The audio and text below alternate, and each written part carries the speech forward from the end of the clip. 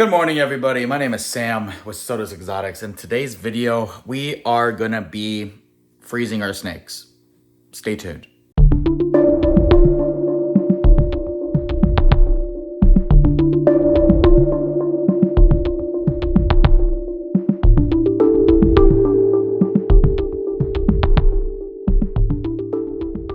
I'm just kidding. We're not actually gonna be freezing our snakes, but we are gonna be putting them in a very cold cooler. So for hognose snakes and many colubrids, there is a process of their life cycles, a circadian rhythm, if you per se, called brumation. A lot of reptiles actually do this. Bearded dragons are ones for a more common animal, but Western hognose snakes are also animals that brumate. And what brumation is essentially, it's kind of like a state of dormancy, similar to hibernation, but not quite exactly the same.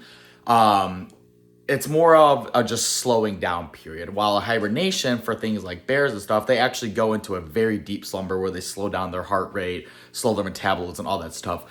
Snakes and reptiles would do that too, but not to that same degree. So let's say, for example, that they're down in brumation and they have a random day in December where it's like maybe 60 degrees. They may come out and bask and then go back into brumation. So it's part of their life cycle. It's a very natural thing, as scary as it sounds, because we've been under the impression our whole lives that the cold is dangerous for reptiles. And yes, while that can be true, for many reptiles, it's actually a part of their natural process in order to help breed. So what snakes do is they go through this brumation, and then when they come back out, they have, I believe, elevated levels of their sex hormones peak. And what will happen is once it warms up enough, they'll actually be more enticed to breed. So a lot of snake breeders do this, especially those with colubrids. You don't have to do it, but I'm going to do it because I have my success with breeding this year from doing that, as well as I'm going to do it because it actually gives me a break, because I'm not going to have to go around and clean up snake enclosures every few days and feed them every week, and clean out water and all that stuff. So it actually gives me a break to not have to worry about these guys for a couple of months. So let's go ahead and show you guys what we're going to be doing for this process. So over here, we have my bins that I used last year, as well as these were their egg laying tubs. So what I'm essentially going to do is I'm going to seal up this hole so the snake cannot get out. I already have holes poked in the sides of these so they can have a little bit of airflow. And essentially, I'm just gonna take some sphagnum moss, some peat moss, and a little bit of coconut coir. And see, because you see this is all gross now, I'm gonna switch all this out with a fresh one, and that'll be almost like their substrate layer. So I'm gonna go ahead and get these tubs all ready to go, and then we will bring out the snakes and put them in. Alrighty, so we have our bins all set and ready to go. I have 5 snakes that are going in brumation, so what I'm going to do is I'm just going to put 2 of them together, a male and a female, that are similar size, so that the female doesn't try eating him. A lot of people, breeders, do this. I get a little bit nervous about it. Obviously, I get nervous about all this crap because, there's all sorts of issues that can always go wrong.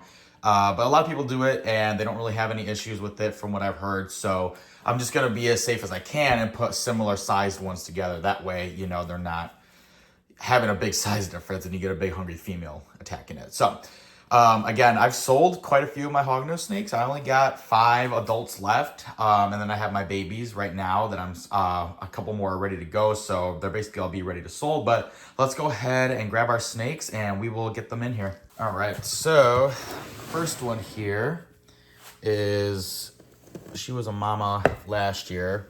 This is my Conda female.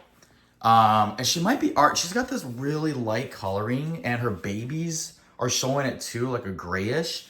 I've been selling them as normals, but I don't know. She kind of looks like she could possibly be maybe Arctic or something. But yeah, we're gonna go ahead and place her in here.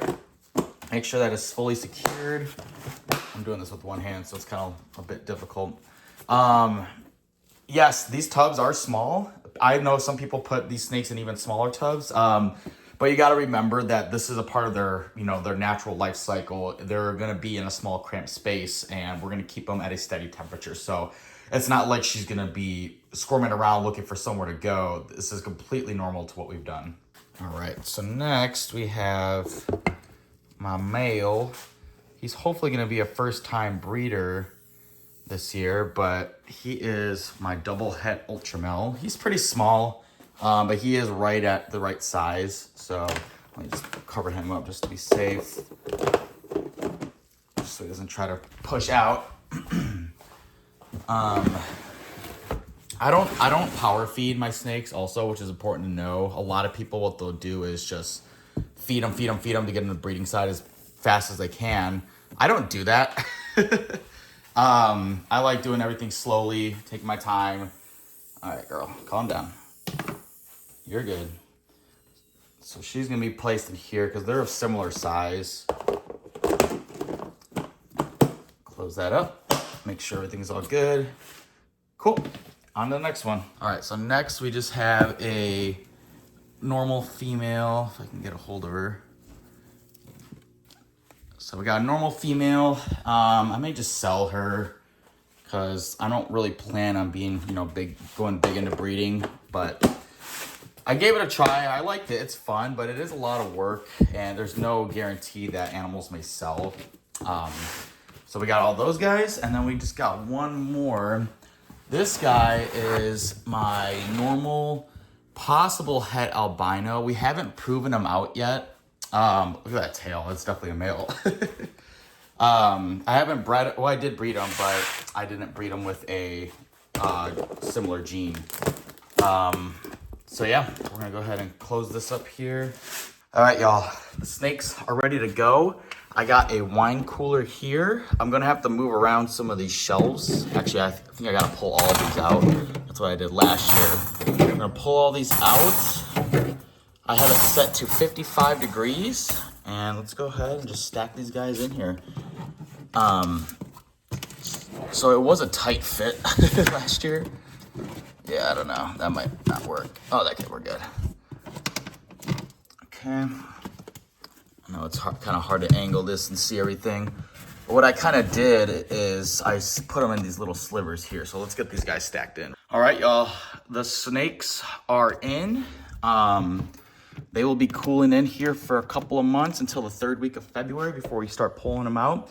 They've been starved for the last month. That way they can clear out their system. So we still got room for a bottle or two of wine, which is pretty nice. But yeah, that will begin the start of the 2025 breeding season for me. So let's go ahead and shut these guys up, and we will get them looked at every week just to make sure everything's going good.